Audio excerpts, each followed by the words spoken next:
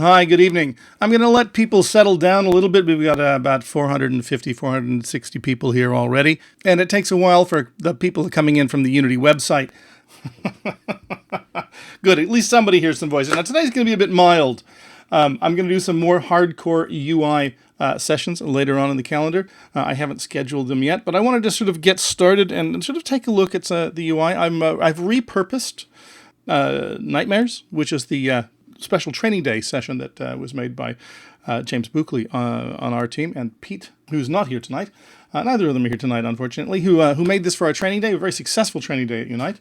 And if you want to know where to get the base, we can find that from the Asset Store. And the Asset Store is Command 9, Control 9 are the Windows here, Windows menu, and looking for the Asset Store.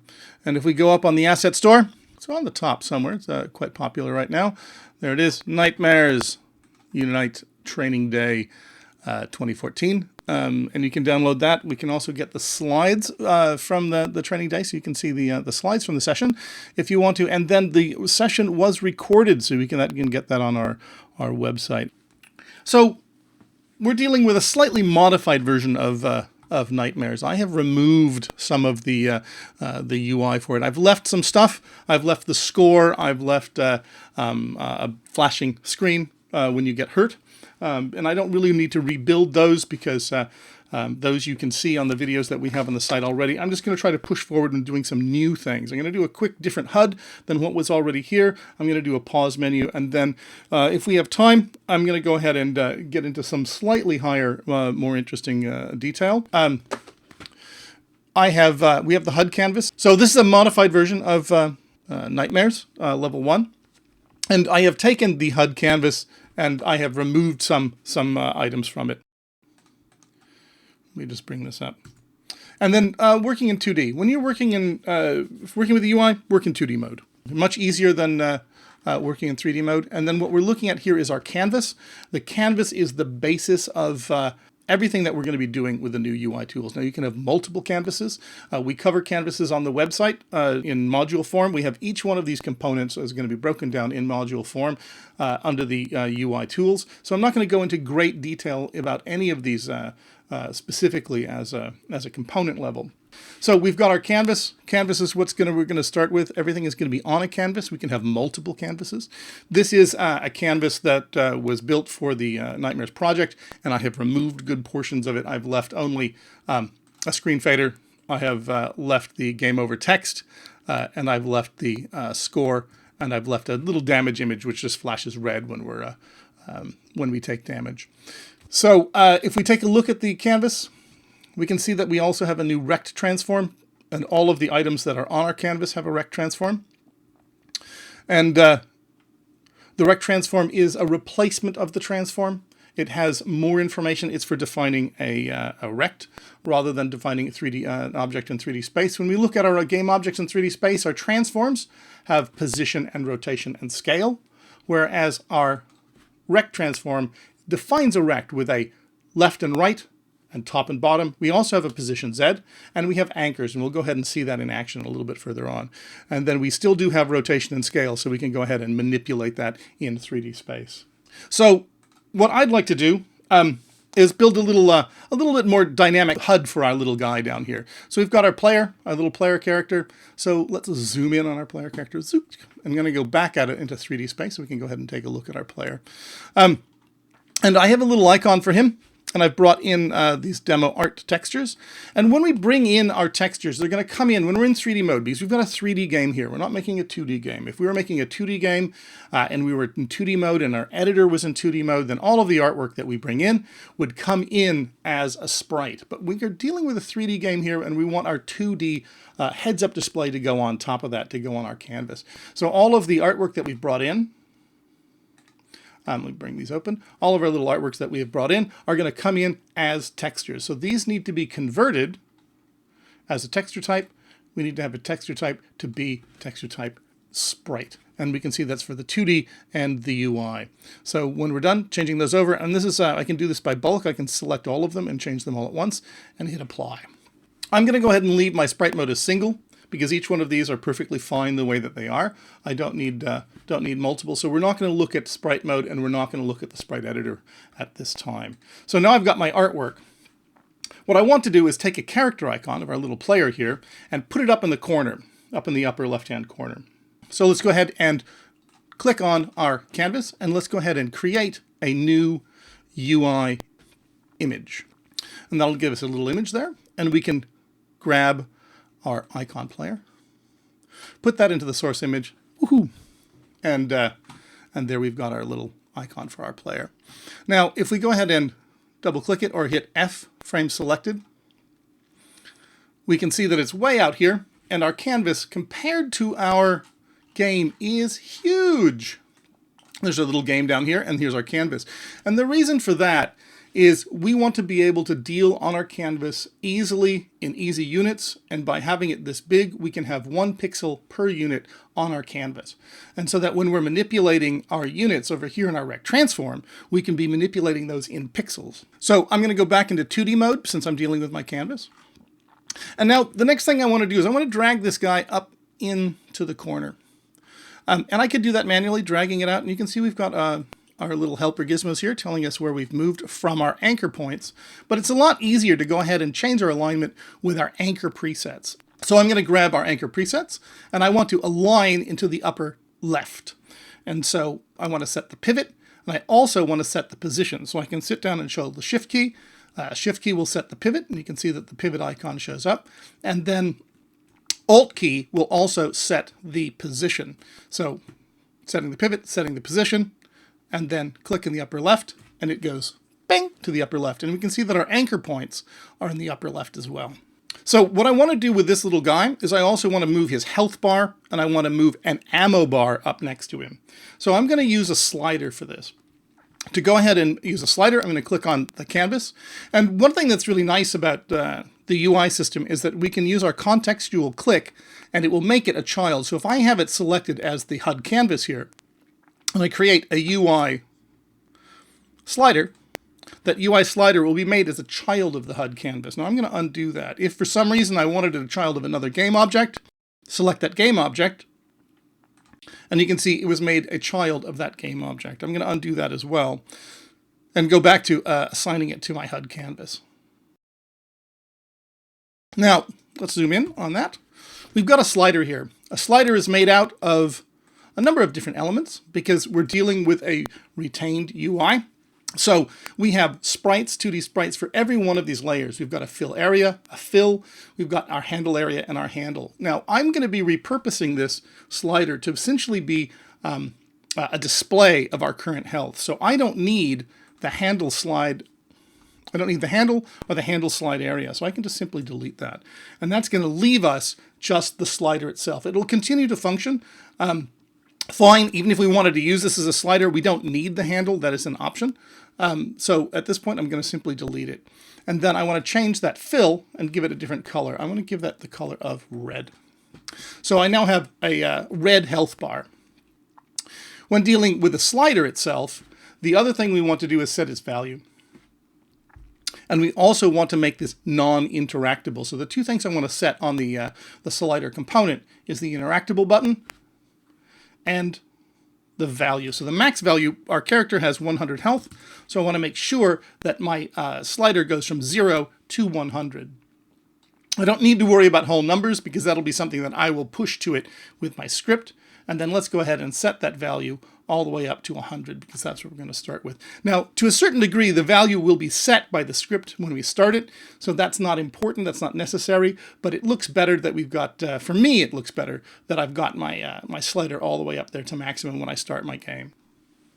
So again, now I want to move this. Again, I could just pick it up and I could move it. But my anchor point is there in the center. I want to anchor this up in the upper left. So let's go ahead and again use our anchor presets, hold down the Shift and the Alt key, and pop that to the center, or pop it from the center into the upper left. So pop it to the upper left, and then I'm going to frame selected, and then I'm going to pull it down and just set it by eye to something that I find comfortable. I'm going to snap it to the edge of the icon. You can see that it's snapping to that edge of the player character icon, and then pull it down I don't know, let's say 25. I'll make that a nice even 25. 25 units and 25 pixels. Now, it's important here that we have our interactable set to false, because we want to send a value to this slider. If we were able to make this interactable, we could also set our health back, because this is a UI element, this is a slider element. We could use it as a setting. So if our health went down, if we wanted more health, we can simply slide the slider back up again and put ourselves back to max health. But we do not want to interact with this slider, so we want to make sure that our interactable is set to false. And this is going to be set by the player script. So let's go ahead and look at the player. Now, this player script was already written. The player health script was part of the original project. So let's go ahead and open this up and take a look at what we're going to be doing. We're going to be adding this to the health slider. And if we just take a look at the script, there are only two instances of this, two uses of this in this script. And essentially, when the game decides to take damage, it will set the health slider value to our current health. And our current health is just a value of 1 to 100. So we've got the slider will simply just display it. So when our character takes damage, it'll be set by saying health slider.value is set to the current health. So let's come back to Unity, and what we need to do is just simply apply that health slider here to the health slider slot. So let's go ahead and grab our health slider, which we've made. It's called slider. Let's go ahead and make that our health slider. So health slider, give it a name, and then give it to our player. Move that health slider into the slot. Now let's save that.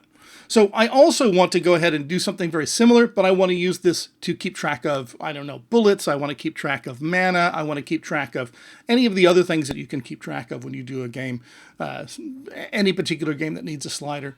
So I'm going to go ahead and duplicate this. I'm going to go ahead and pick our element, make sure that I've got the root here, health slider, duplicate that. And let's call this one our ammo slider. And we'll use this to keep track of how many shots that we have on our gun. So let me go ahead and duplicate that, and then let's just grab that and pull that down. And you can see that we're snapping. I'm snapping to both the side of the player here, and I'm getting a distance from my anchors, from the pivot point, which you can see. Snap that up just a little bit more. And then let's change the color of our fill to something different. Let's just say something simple, cyan or something like that. How about that? Nice little cyan color. So now we need to go back and take a look at the player shooting script. There's a player shooting script that the player, let's go ahead and see if we can, this may error out because I've removed some things. We'll see, this should be fine.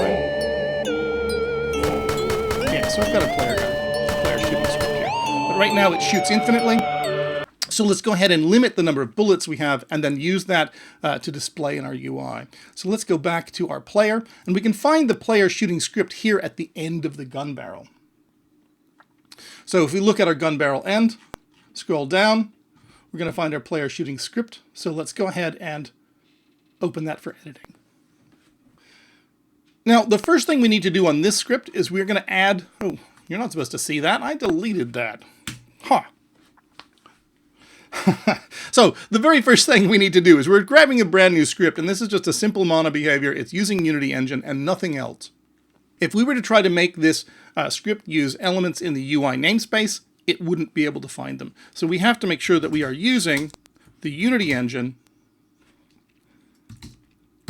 and UnityEngine.ui. And this will give us the namespace of all of the new UI tools so that we can go ahead and use them within our script. If we didn't have, I mean, obviously we didn't have that namespace, we'd be in trouble. We would start to write slider, which we're about to add in, and it wouldn't be able to find it. So let's go ahead and add some new variables. Let's add a public. We want a slider, and this is going to be a reference to the ammo slider we've just written. And then let's call this one ammo slider. We also want to have a public, let me zoom in for this on you guys so you can see that. This is always silly to do. There we go. Might be a little bit easier. So let's make this a public int, and let's call this one max bullets. How about max bullets? And then a private int. And that would be our current bullets. So we've got our max bullets, we've got our current bullets, and we have our slider, our ammo slider. So in awake, we obviously want to take our, let's back up here so we can start to see them. We want to take our current bullets, needs to be equal to our max bullets. So we're going to do that at the start so that we can set up how many bullets that we have. And then in shoot, and I know that there's a large script here, and this is all about how this particular game works, but I just want to deal with just the UI so we can drill down to just the specifics that we need. So when the player pulls the trigger, it calls shoot. Ultimately, this function shoot is called by the player every time he puts down, pulls that main mouse button. And when we shoot, I'm going to back out just a second here. I know it's big for you guys, but it's a little bit too big for me. So there's our shoot. And so if we have run out of bullets, I'm going to do this after the timer, after the reset timer, if we've run out of bullets. So if our current bullets is going to be less than or equal to 0, we simply want to return. We just, we don't want to deal with this. We don't want to fire anything. So if we're out of bullets, we can't fire. Nothing happens. And then if we are not out of bullets, we want to say our current bullets is less 1. So minus equals 1. So we take 1 out of our cache of bullets there. And then when we shoot, if there is an enemy, the enemy takes damage.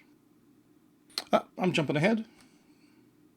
I can just do this right here. Sorry, never mind. Ignore that. I was jumping ahead. So I can do that here.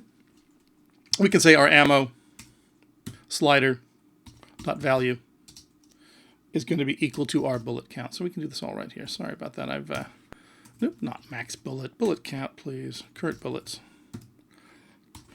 And so here, if we've run out of bullets, we stop, we return. If we still have bullets, we subtract 1, and we reset our bullet display. So let's go back, save this, and go back to Unity. And in Unity, we just now need to assign, once it compiles, I'm using up all my CPU time to broadcast to you guys. I find that when I'm doing my recording and broadcasting to you, I eat up about 90% of my CPU, unfortunately, right now. So there we go. So now we've got our max bullets. Our max bullets, let's say, is 100, because we've got that slider set for 100. And then let's go ahead and grab our ammo slider. We can save that. And now let's go ahead and play. And we can see that we've got our bullets scored down here. And now, you can see as I fire, these bullets go down. And actually some bad. Very soon I'm going to regret having wasted my bullets. Anyway, so we can now see how quickly we've just hooked up a health slider and how quickly we've hooked up a bullet slider. We can go into our script. We can simply grab that slider's value, and assign it to anything that we want, and it's displayed. So within minutes, we have something on our screen. So, Tixowie, what is that return good for in a void? Why not if else? In one sense, I'm just trying to not completely rip open that script. I could have easily said, if I still have bullets, then do all of the rest of this particular script. But it actually becomes more editing. So it's easier for me to throw in one line. And in Unity, if you have a void and you return, essentially you're handing the control back to wherever Unity was in the game loop. So it calls that function, and then ultimately Unity is going to keep going. And so the function returns void, but if you return, we aren't returning anything. We're returning null. Unity, you're basically returning control back to Unity, and Unity sort of picks up wherever it left off, if that makes sense. So let's go ahead and add a UI. So when we attack our enemies, I'm going to put in an enemy just so it's a little bit closer for what we're doing. So I'm going to go and, just so you know what I'm doing, I'm going to go to our, where there's a enemy controller, enemy manager. And I'm going to click on one of these guys, Zombunny. So there's our prefed. So let's give him somebody to shoot at. Let me, it'll be easier to pop that there. And then grab the Zombunny, frame selected, go back into 3D mode, and then go ahead and move the little guy around. So we've got someone to attack a little bit easier. So let's save that. So I've got a Zombunny, and you can see now that he's close, he's going to come right at us. When we hit play. So kill really easy. So that'll help us with our testing. And we can disable him when we want to get rid of him. So what I want to do is be able to see the health of the enemy that I'm attacking. And I'm going to do this right now in the overlay HUD. And I also want to pop up a picture of the enemy when we attack him. So the first thing I want to do is take a look at my enemy here. And he's got an enemy health script on him. And then let's go ahead and edit that script. And what I want to do is add an icon to the enemy as part of the enemy health script. So I'm going to add a public. I'm going to add a public sprite. And I'm going to call this icon. Then save this and return to Unity. So now we can see that the enemy health script, when it compiles, we now have our icon that we can assign. And if we go to the prefabs down here, we can see that all of those have icons as well. So we have icons for them. Let me pop this up. We've got our little elephant icon. We've got our icon placeholder, which I'll show you how I'm going to use in a moment. We've seen our player icon. There is our Zombear and our Zombunny. So let's go ahead and grab that Zombunny, and let's add the Zombunny icon. Oops, let's just close that down. There we go. Zombunny icon. So Zombear, he gets the Zombear icon. And then our elephant, oops, good morning. Our elephant gets our elephant icon. Come on, scoot down. So there's our elephant icon. So now all of these have their icons attached. And we now can see our icon there. And so when we shoot our enemy, we're going to reach out and grab those. So let's go ahead and go back to that player script, our player shooting script. So this is the player shooting script. And this is the script that will detect the enemy that we're shooting. So let's go ahead to the top and add some more variables. Let's add a, just put this in my public. I like to keep my publics and privates together. Let's make a public image. And this is going to be our enemy image. And then in shoot, so when we shoot at our enemy, so here we go. When we shoot at our enemy, this is where I jumped ahead. So we shoot at our enemy, and then lots of special effects and all sorts of things. We shoot out a ray, and that ray goes out and touches the enemy, and it finds that enemy health script. And so if it's an enemy, it will have an enemy health script, and we send it take damage. And we're going to use this to do something else, slightly more clever here. We're going to say the enemy image, because the enemy image is going to be a sprite that we place in the game world and be part of our UI. And we're going to say it's enabled. We want it to be enabled. Its enabled state is going to be true. We want to make sure that our image is enabled. And then we also want to say our enemy image, its sprite, is going to be equal to the enemy health that we've just found, its icon. So we're grabbing the image from the enemy that we've hit. And then after we've grabbed the image, what we want to say is, here is else.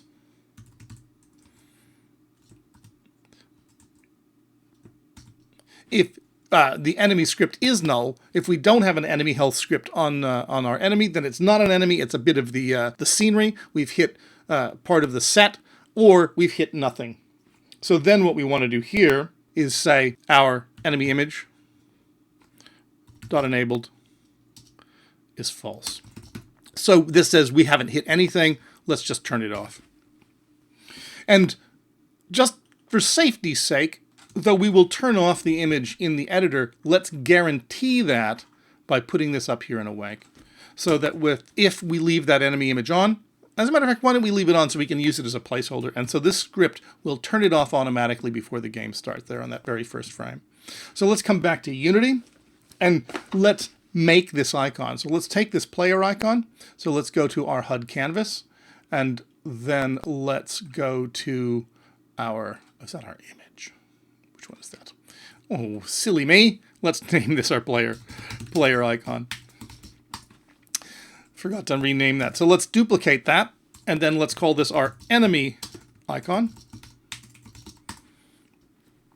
And again, we can quickly snap it to the other corner by just holding down the Shift and Alt keys, and poof, it's now gone into the other corner.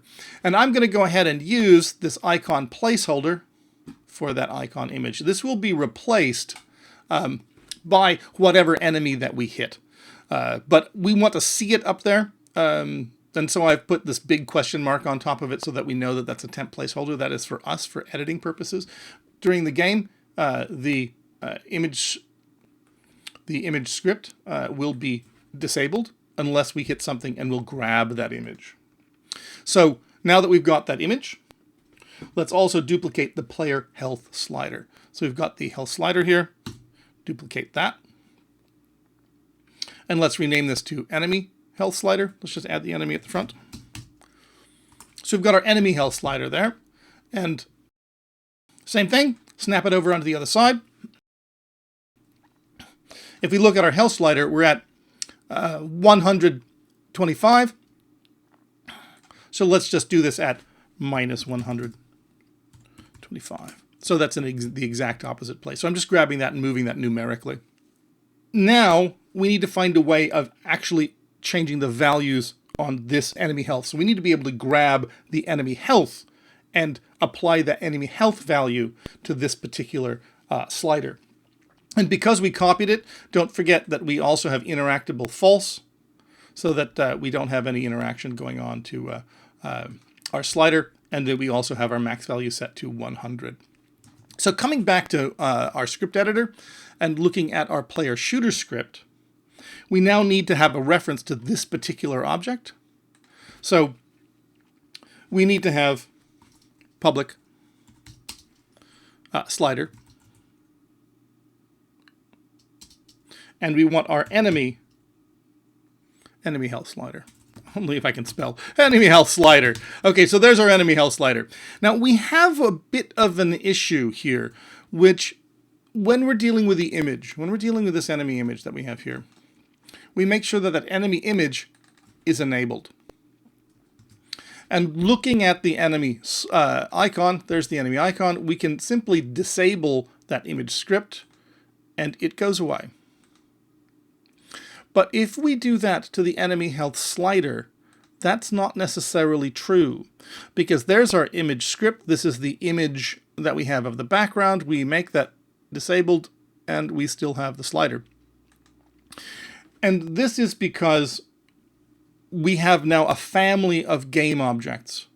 With the enemy icon, we have a single game object with a single important component. We can disable the image, it goes away.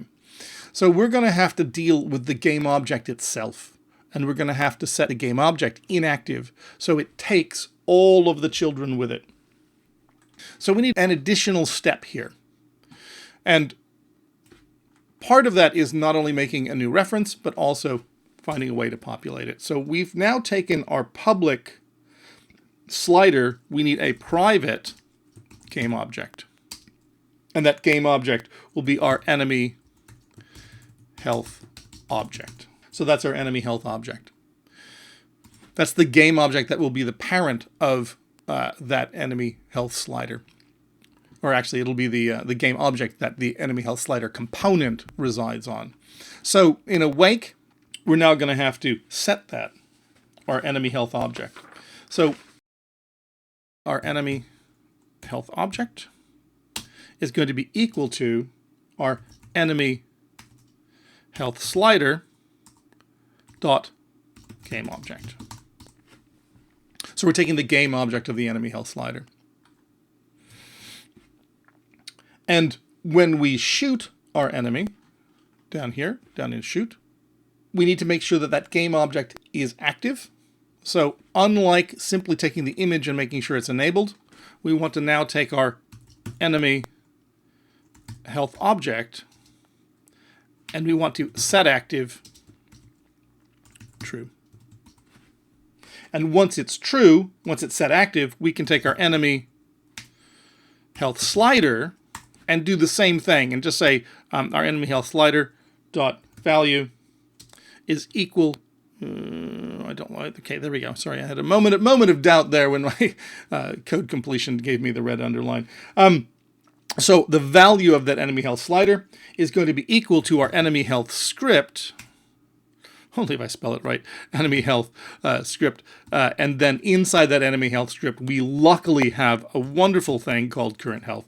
So I can just go ahead and grab that directly. And coincidentally, our bad guys also have 100 health as a full health bar.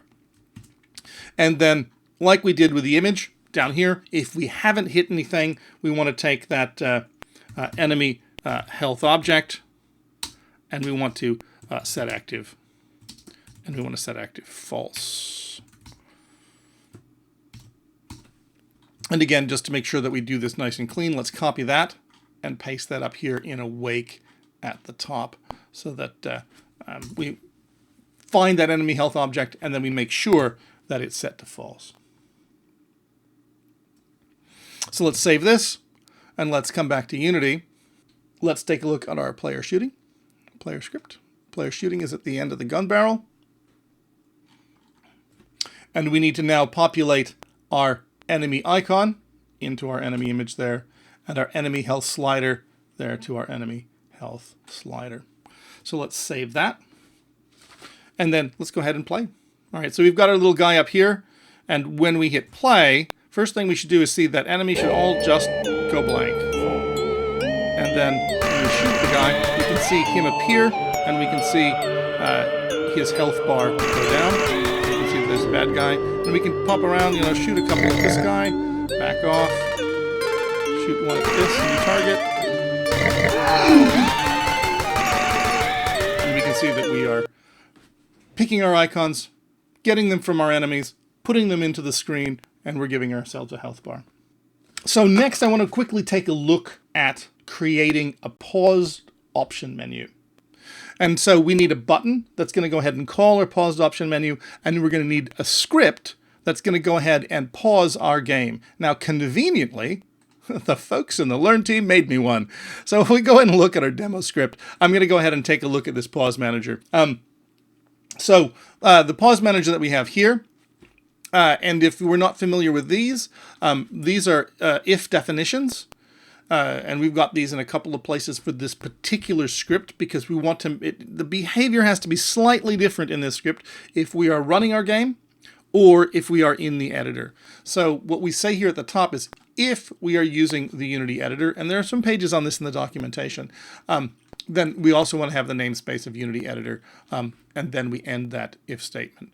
And then inside the script, if we are using the Unity editor, when we quit, we just want to stop playing. Or else, if we are running a standalone game, we want to quit the game. And so essentially the bulk of this script grabs a canvas and then has a reference for a canvas, and then we grab the canvas and we'll put this on the canvas itself.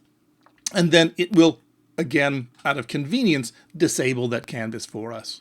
And then in update, it's going to look to see if we press the escape key.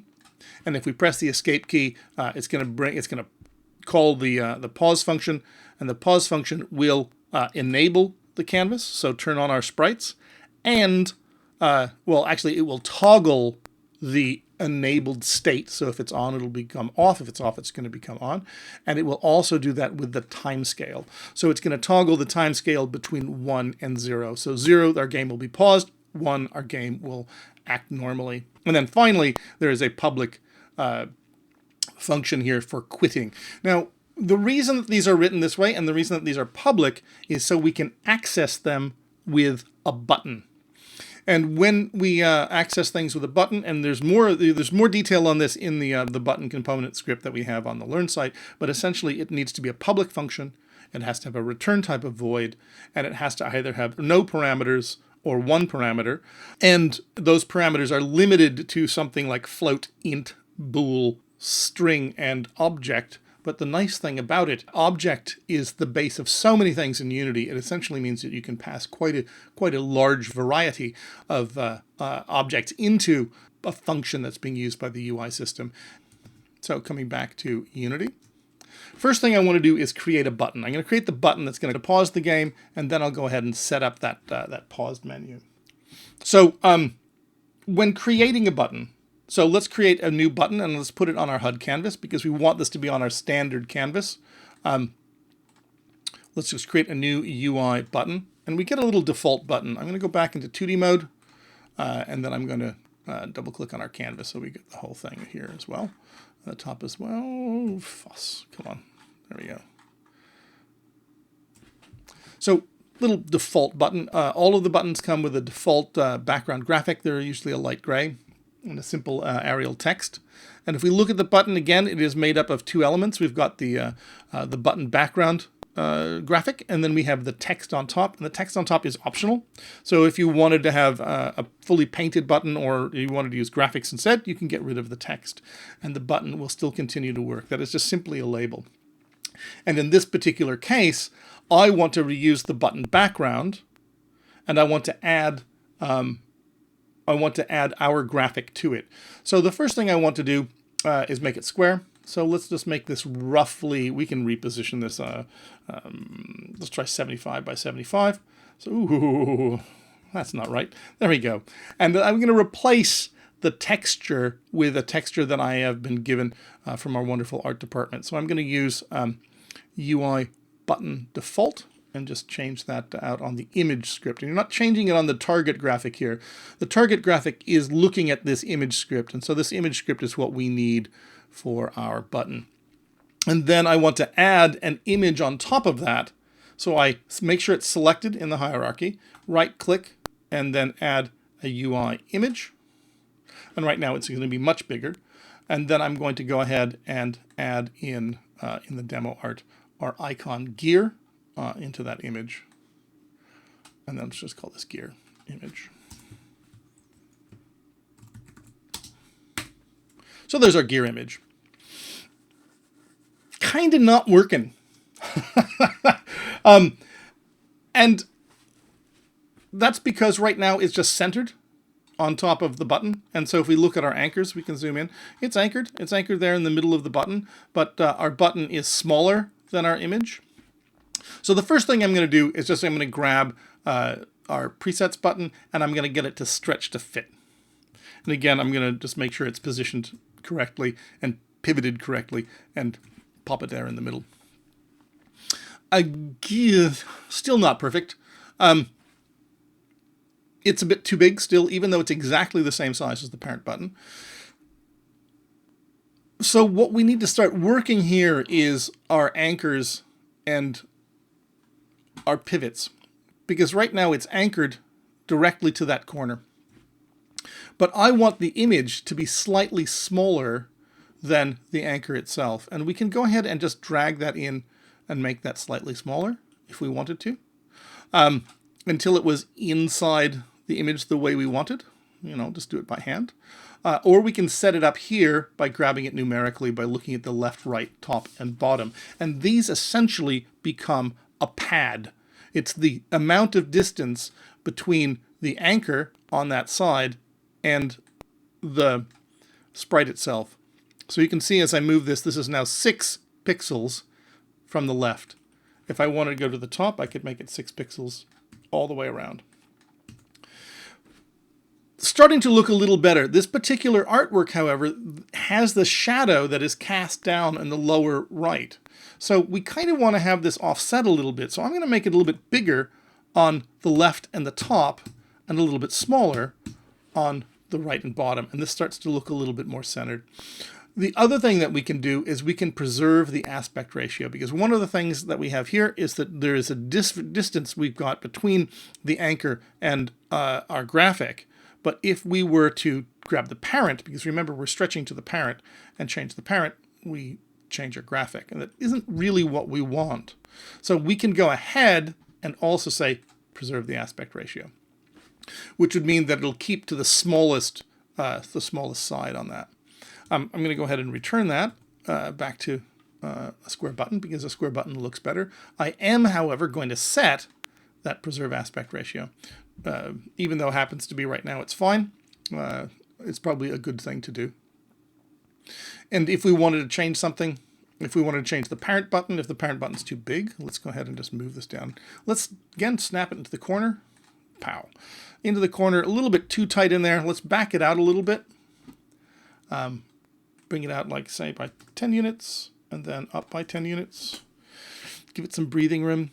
If it's too big, we can, make it smaller. 65 by 65. And you can see that that center icon is stretching back to fit, so it's going to stay nice and square in there. Yeah, right now I'm just noticing, picking up on a question. The question is that this particular project has no animated elements in it. No, we can animate those. It's just that the amount of time it takes to get that information across is a bit longer. We do cover animation in the components for button, and also there's a separate one on transitions, so you can look at animated transitions. So now that we've got our button needs to do something, but let's go ahead and hold off on what that button is doing, and let's create this paused screen. But what I want to do is create, and I notice that I'm not selecting anything here except for the root. I want to create a new canvas. And I'm going to call this canvas the paused canvas. So we now have a new canvas. I'm going to do everything that we have for our pause menu is going to be on top of this new canvas. And so that means we can grab our script and we can put that onto the pause canvas. Because remember, that paused script is going to look for a canvas, that pause manager. And so it needs to be on a canvas, and so we're giving it its separate canvas. And in this canvas, I want to create a new panel. So I'm going to make sure that the canvas is selected and pick UI panel. And we can see that when panels are created, they're created to fill the entire canvas. Essentially, this is the same basic construction of an image. You can see that it's just a rect transform, a canvas renderer, and an image. So a panel is technically not different, but it's just a convenience for us to set it up this way, because it becomes a large volume area, and then you can simply shrink it to fit. Whereas if it becomes an image, it becomes small, and you have to make it bigger, I suppose. It's your choice of whether you want to make one thing, the bigger thing smaller, or the smaller thing bigger. But what I want to do here is show you how you can quickly change the size of an element by manipulating its anchors. So if we look at the anchors here, and I hold down the shift key, and make sure that we don't have it in rotate mode. You see, there's rotate mode, and this will rotate the element. I don't want to do that. I want to grab the anchor. You can see that we don't have the rotating icon. And if I move the anchor, it's just going to move where the anchor position is. But if I hold down the shift key, it moves the anchor and the outside of the sprite. So I can just pick, a smaller section for whatever size I would like to have for my panel. And to make sure it's centered, I can just click on this. You can see that it's custom. I can just go back to Shift and Alt and hit center, and now that's centered on the parent canvas. Again, let's update the default artwork. So looking at the panel, I'm going to go to my UI textures, and I want to go ahead and grab a UI panel. So now I have a little panel there on the background. Jack of D. Let me expand the question. Would you use different canvases to simulate windows on your UI, or would you use multiple game objects as a root of your window component? It would depend what you're wanting to do. In this particular case, because we have such a completely discrete set of items that are going to go on here, and we want it to manipulate the paused menu, it seems like a valid candidate for a canvas. There are multiple reasons for different canvases. One of the things I'd like to get in a future one, which I knew I wouldn't have time to get to it now, is applying, say, floating health bars on top of the characters. And one of the ways that you can do that is to make a little canvas that sits in world space, and so everyone would have their own canvas. So there are reasons for wanting to have multiple canvases. Also, there's 3 different spaces that you can have a canvas. There's the screen space overlay, which is what we're working in. There is screen space camera, and then for overlay yet perspective, and then there is world space canvases. So there are many different reasons why you'd want to have different canvases. Just simply for new windows, you can often do that in the same canvas. We now have a panel, and let's go ahead and create some buttons. And again, we want to have them as children of the panel, so make sure that the panel is selected, and let's create a UI button. And that goes in as a child of that panel. And I want to make this one really big, sort of big, bold, fat button. So let's say 60 by 120, nice big fat button. And then let's go ahead and update all of the artwork. So again, we're coming back to the UI textures that I have here, and we'll make sure they're all available for you. And I'm going to take UI button default. And again, it goes on the image, not on the button script. And then for the text down here, it's another text object. So let's go ahead and do a number of changes. Let's change this to resume, because we're going to make 2 buttons, a quit and resume button. So this will be our resume button. And change the type style. Main assets, fonts, luckiest guy. So boop.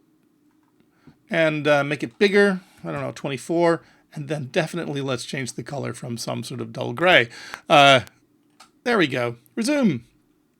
So now I have a button that says resume, and I'm going to duplicate this button now. Let's make this the resume button. And then I'm going to duplicate that button, and it's going to become the quit button. So I've got 2 buttons. Simply want to throw that down in the corner. So put that down in one corner. Grab the quit button, which I have not changed the text on, which we should do. Make that quit.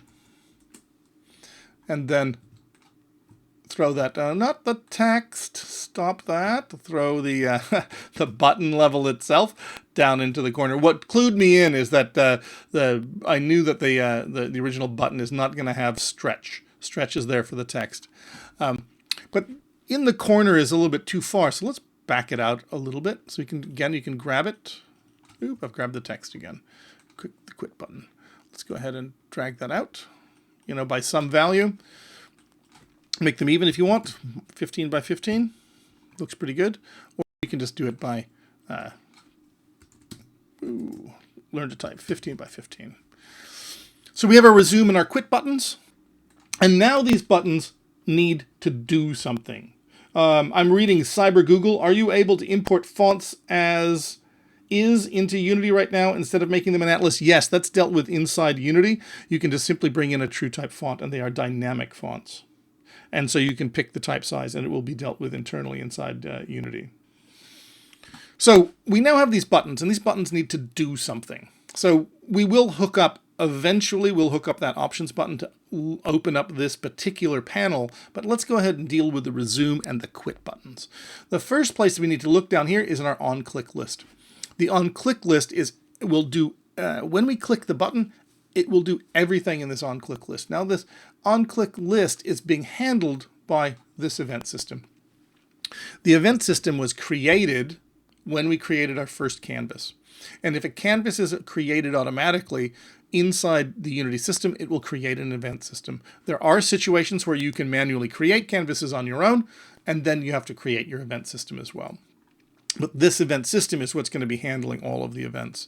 And for buttons, they have a default on-click list. If you want to do something other than simply click the button, you need to add a component, and then you can add additional, oops, we don't need that in there. If you look at events, you can add additional event triggers, but we won't be going into that today. Just know that they're there. So let's create a new row in our on-click list. And what do we want to do? We want to, in this case, resume. We want to pick up that pause function. Remember that pause function? We want to do this with the public void pause. And that's on the pause manager.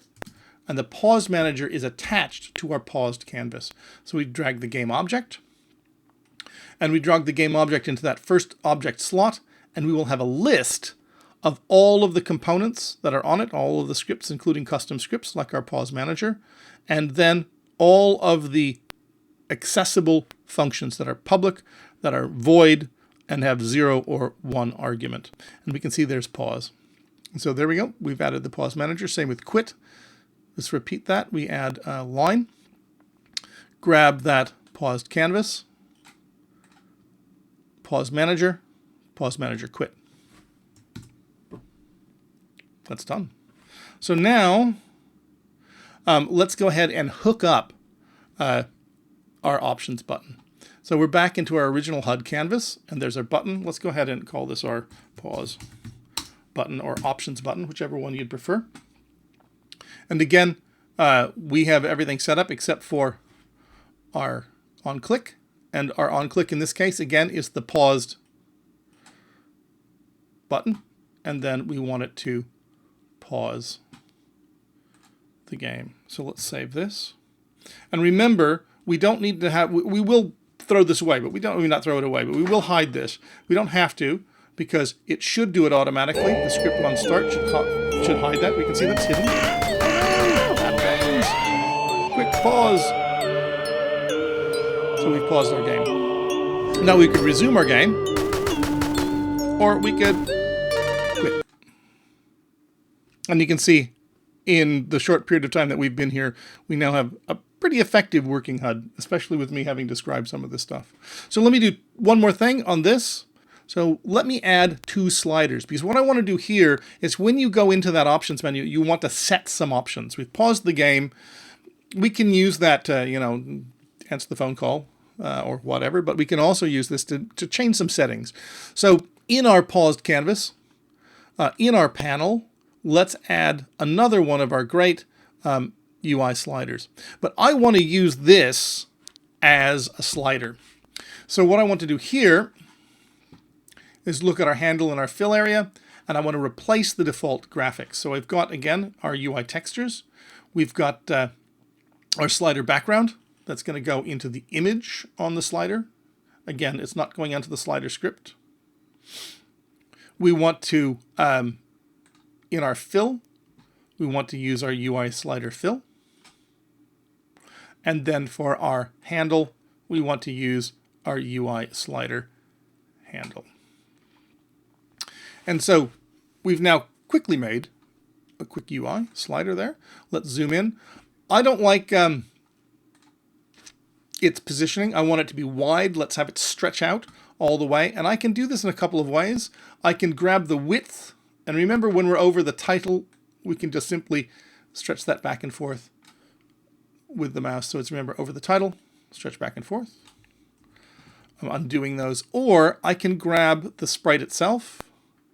And that's not even unless I hold down the Alt key. If I hold down the Alt key, it'll keep that pivot in the center and pull it out to the sides. So, and now notice if you can see the little orange bit underneath my cursor light up down here. I'll do that again. You can see that it's telling me I've snapped to that width. So I now have a slider that's all the way to the width, snap to the width. And I want to use a label now. And that label on our panel is going to be UI text. Again, let's swap out some of this stuff. What is it going to say? I'm going to use this to control the music volume. Now, we'll blast our heads off in a second. Music volume.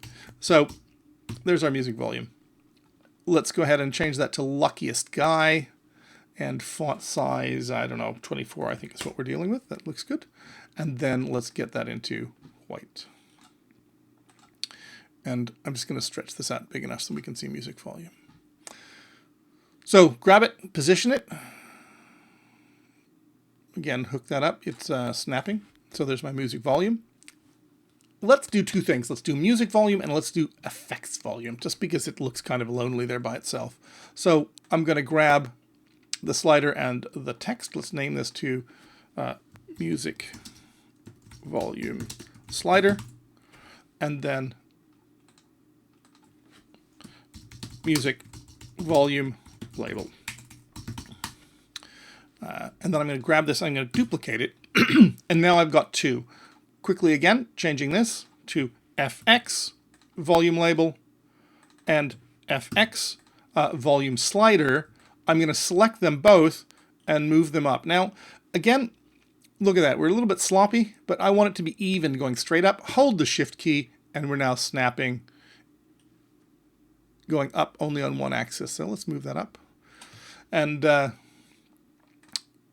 let's change that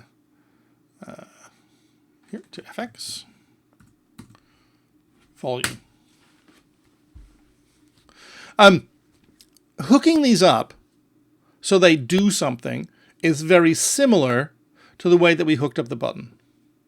And we can hook these up to custom functions that we've made. But it's a little bit tricky when it comes to how do we get the actual value of the slider out and onto whatever function, or either built-in or custom function that we have inside our game.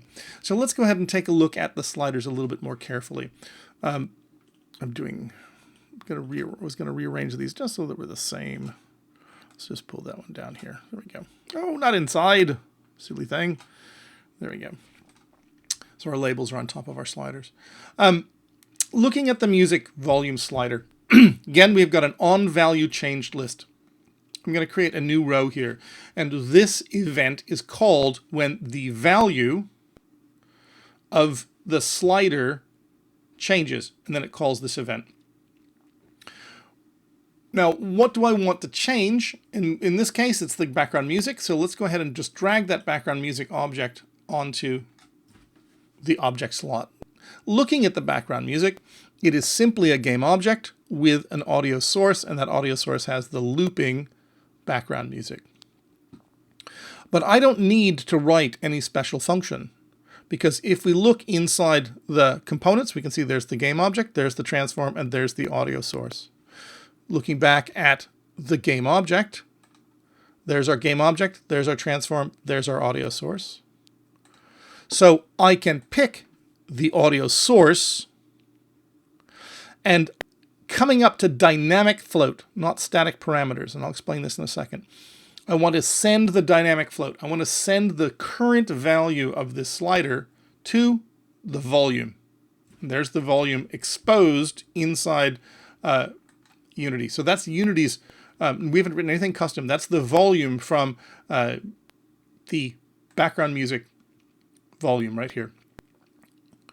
So let's come back to our slider. So we can simply set it. If we want to set a single value, we can put that into the parameter list. We could set a static parameter and we could put a value in here, but it wouldn't help in this particular case because we want the dynamic float. We want the number that changes between 0 and 1. We don't want to continually send whatever value we type in by hand here in the inspector. So again, same thing. Our volume slider. What we want is at the end of the player is the gun barrel. And in the gun barrel is another audio source. So our effects slider, gun barrel end. Oops. Well, let's go back to the effects slider. Let's get a row there. So there's our row. Gun barrel end. And then we have our, oh, I got the wrong thing. Got the Zombunny. Try the gun barrel end this time. Gun barrel end. And there's the audio source, dynamic float, volume. Now, this isn't being saved to player prefs or anything like that. So when we play the game, every time we play it, it's going to be reset back to whatever the default value is.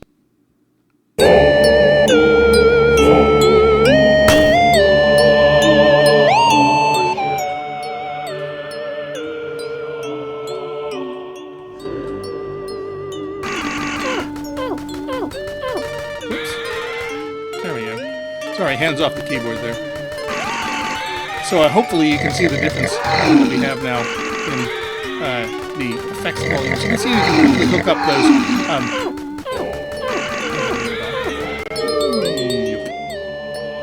All right. I don't want to die. I'm going to pause the game and stay here forever. So quit. There you go, UI.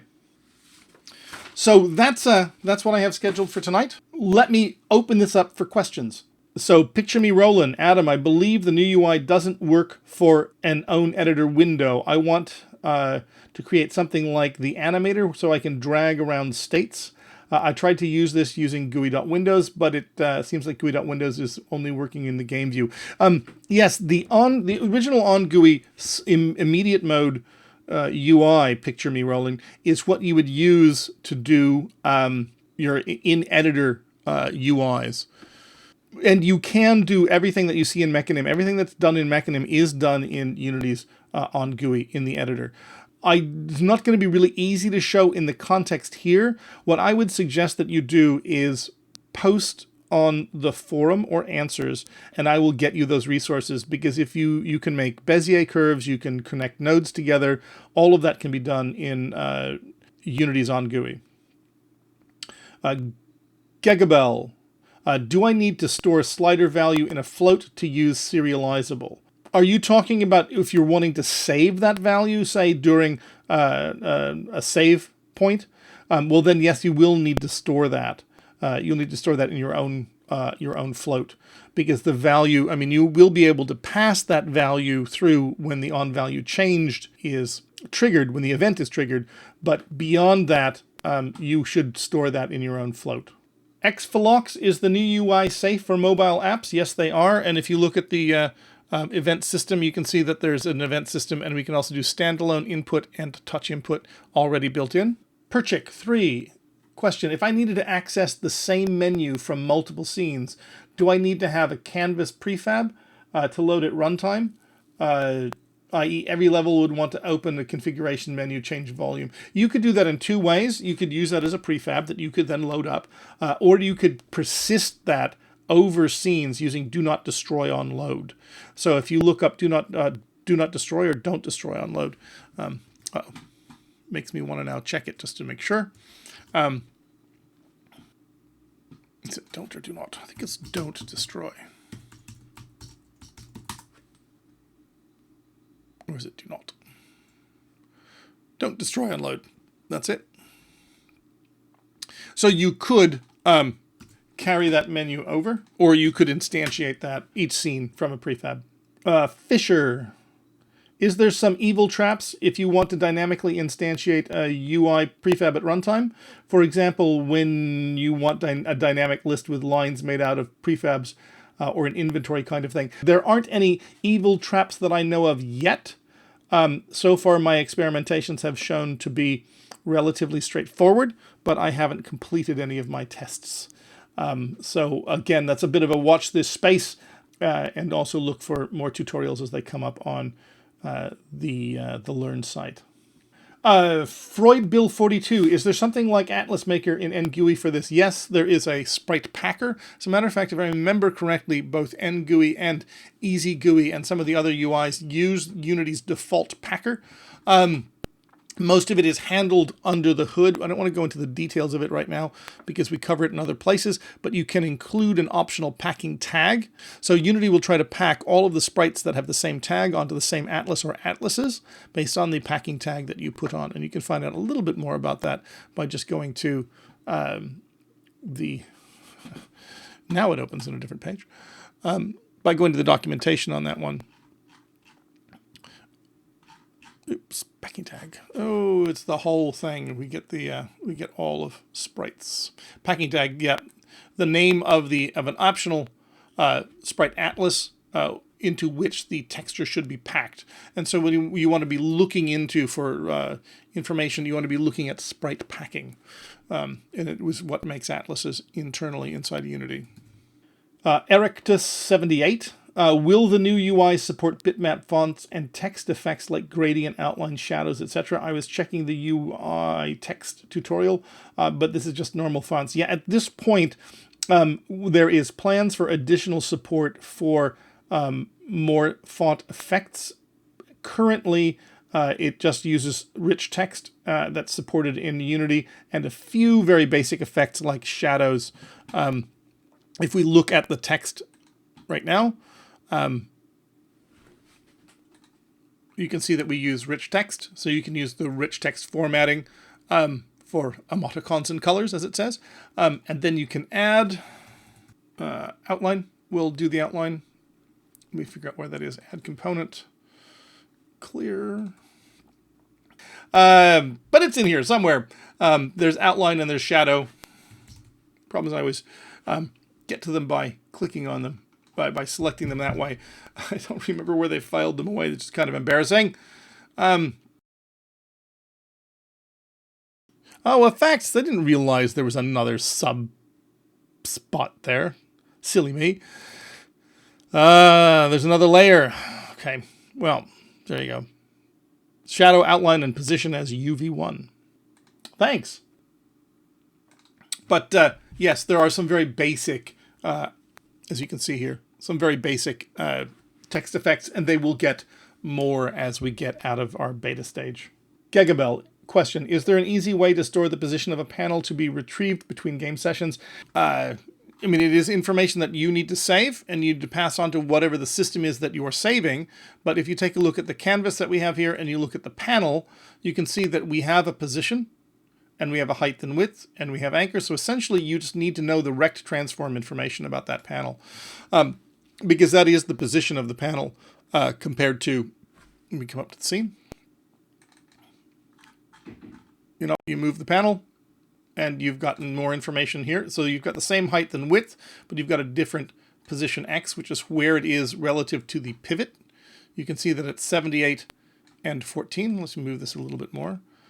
And you can see these numbers here, when I highlight it, also show up on the UI. So you can see, as I've clicked on that, you can see we're 101.8 by 72.4 from my pivot point. Jalopesal? Hard to say. Jalopessil. You've asked about screen space camera. I don't really have a good chance to be able to demo it now, but if you were to, we do cover that. The screen space canvas is covered under the in the tutorials under canvas, and it shows a reasonable representation of what you can do there. Essentially, it allows you to still be in overlay style mode, but give your UI perspective and interact with 3D objects. Apollyon 6K, in my dialogue system, I had dynamic text rects with the on-GUI system that resize the parent window. Is there something similar to that in the new UI? I am sorry if I missed it earlier. You can write a script that looks at the rect that you have and changes the value. That's the position. There's the width, so you could change the width at runtime. And then depending upon how you fixed your objects to it, you can see as I change the width here, note that the resume and quit, they are parented, they're anchored to the corners, so they're moving with it. We could look at the other material here, look at the sliders, and we could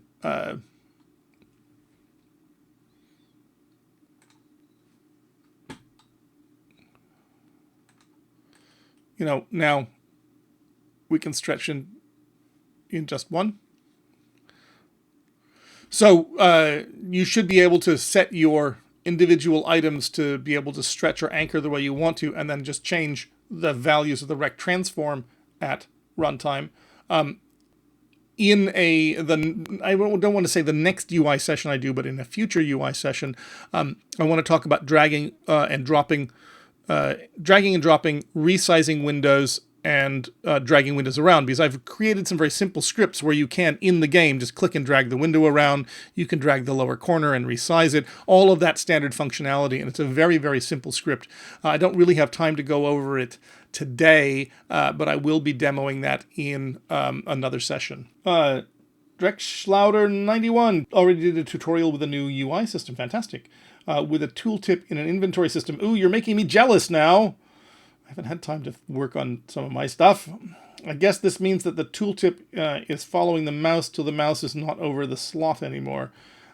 Yeah, and also you might...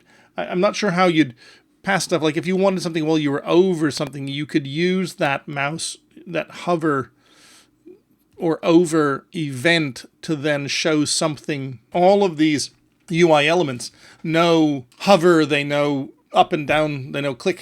You know, so you should be able to take an element, put... how would I do that? Out of curiosity. So this may be a little bit... forgive me if I get this completely wrong.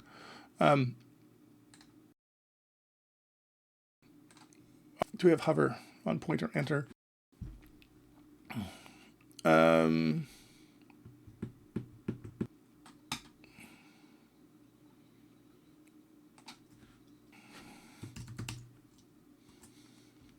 Buzz off. Okay. Public void test me now.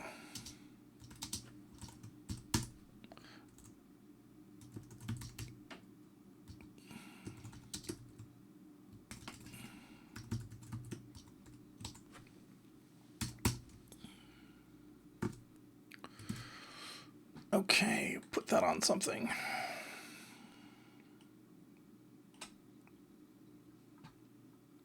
And then, where's our guy? Player icon.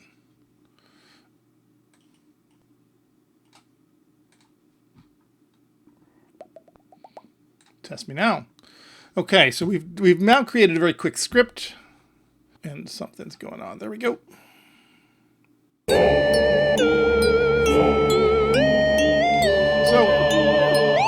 we've got a graphic that detects me hovering over it. So I could imagine that that's the beginning of writing a script about tooltips as well.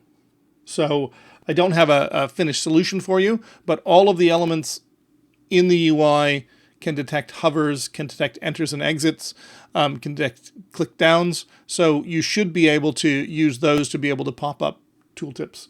I'm sure that very soon we'll get a best practices how to do all of these things up, but I just don't have one for you right now. All right, I seem to have reached the end. Are there any last minute questions that people would like to ask? Otherwise, I might start wrapping up. Cool. All right. Well, let me put up some of the boilerplate that we have here from Unity. So follow us. Follow us at Unity 3D. Follow us at Mike Geig. Follow us at Will Goldstone. And follow me at The Ant Ranch. And then also we may start seeing at Matt Shell, I believe, coming to visit us. When we do, we'll update the graphic. But for now, that's it, I guess. Thank you very much. And thank you all for coming. I'm going to go off mic. I'll stick around on the chat channel for a little bit and keep an eye on the live training site. I'm going to put some more UI videos up. Not sure when yet. Cool. All right. See you then.